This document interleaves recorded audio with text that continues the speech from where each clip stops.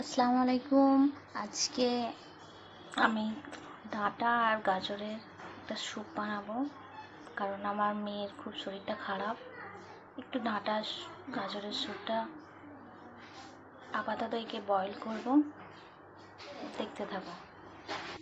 আমার বাড়ি এলার মিলি বলিয়েছে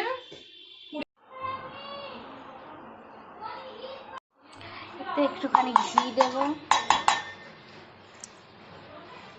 তারপরে দেবো একটুখানি জিরে,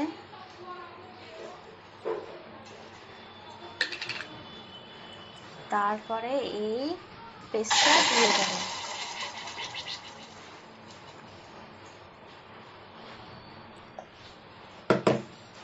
তারপরে এটাকে একটুখানি গরম করে নেব।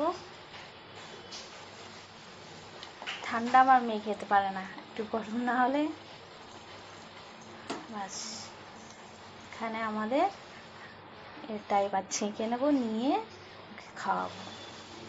আজকে আমাদের রইল এটা গাজর আর ডাঁটা দিয়ে স্যুপ, হেব্বি লাগে।